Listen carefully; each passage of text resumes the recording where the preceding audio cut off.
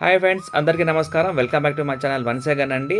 ఇప్పుడు మనం తిరుచిరపల్లి శ్రీరంగనాథ స్వామి టెంపుల్‌లో ఉన్నాము. ఈ టెంపుల్ ఒక చరిత్ర, స్థల పురాణం అన్నీ మీకు చెప్పబోతున్నారు. ఎవరైతే ఫస్ట్ టైమ్ నా యూట్యూబ్ ఛానల్ చూస్తున్నారో ప్లీజ్ సబ్స్క్రైబ్ చేయండి, లైక్ చేయండి, షేర్ చేయండి. ఇప్పుడు మనం శ్రీరంగనాథ స్వామి వారు ఇక్కడ ఎలా కొలువై ఉన్నారో మీకు చరిత్ర చెప్పబోతున్నాను.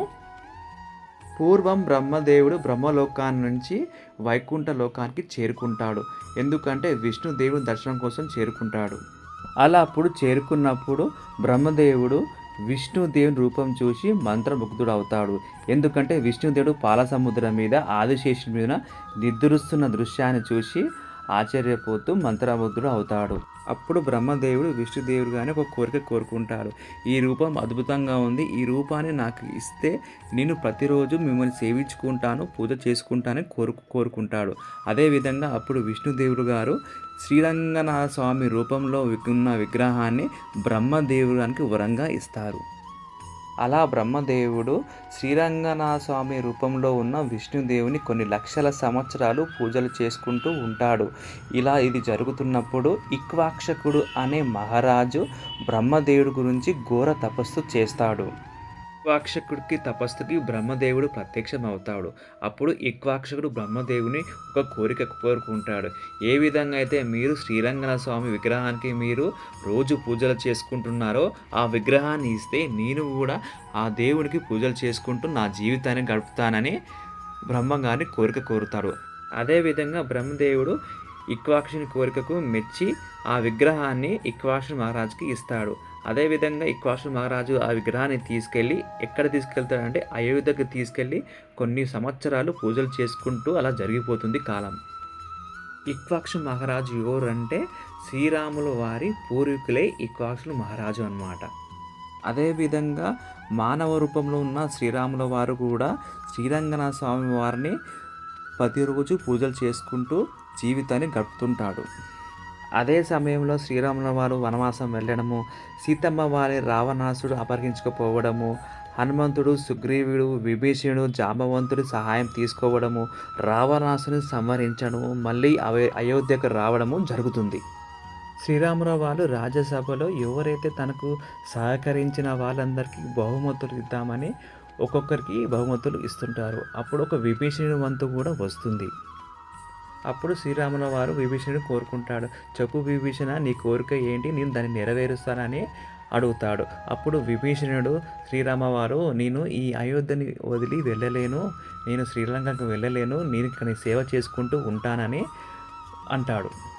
అలా అన్నప్పుడు శ్రీరాముల వారు, ఇది కుదరదు విభీషణ, నీది పట్టాభిషేకం అయిపోయింది, నువ్వు శ్రీలంకకి వెళ్ళి నీ యొక్క రాజ్య పరిపాలన చేయాల్సి వస్తుంది, నువ్వు ఇక్కడే ఉంటే నీ ప్రజలు చాలా బాధపడాల్సి వస్తుంది, అందుకని నువ్వు వెళ్ళాలని కోరుకుంటాడు.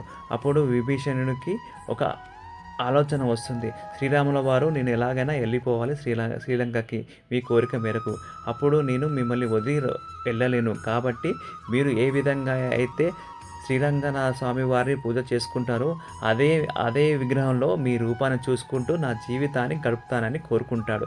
అప్పుడు శ్రీరాముల వారు ఆ విగ్రహాన్ని విభీషణుడికి వరంగా ఇస్తాడు. అప్పుడు శ్రీరాముల వారు విభీషణుని ఒకటి కోరుకుంటాడు. ఈ విగ్రహాన్ని నువ్వు ఎక్కడైనా భూమి మీద పెడితే దాన్ని మళ్ళీ నువ్వు తీయలేవు, అది అక్కడే ఉండిపోతుందని ముందే చెప్తాడు. కానీ అనివార్య కార్యాల వల్ల విభీషణుడు శ్రీరంగనాథ స్వామి వారిని తిరుచిరపల్లి అనే ఈ గ్రామంలో అనుకోకుండా సంధ్యా సమయంలో భూమి మీద పెట్టాల్సి వస్తుంది. పెట్టినప్పుడు మళ్ళీ ఆ విగ్రహాన్ని తీయాలనుకుంటే దాన్ని తీయలేకపోతాడు.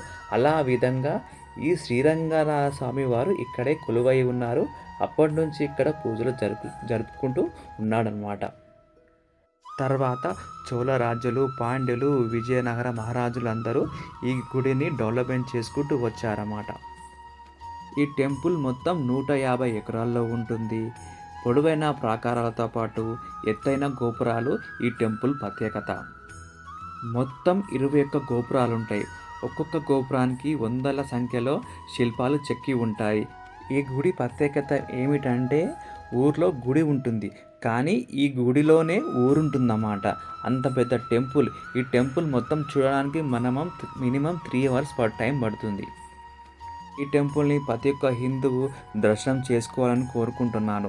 ఇలాంటి అద్భుతమైన టెంపుల్‌ని మీరెవరు మిస్ కావద్దండి. ఖచ్చితంగా ఈ టెంపుల్‌ని మీరు ఖచ్చితంగా విజిట్ చేయండి. ఈ వీడియో మీకు నచ్చిందని కోరుకుంటున్నా అండి.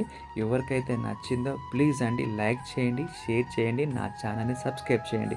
ఇలాంటి మరిన్ని వీడియోస్ నేను మీకోసం తీసుకొస్తా. Thank you so much. మరొక వీడియోతో మళ్ళీ కలుస్తా. జై హింద్, జై భారత్. Signing off. నేను మీ గిరిధర్.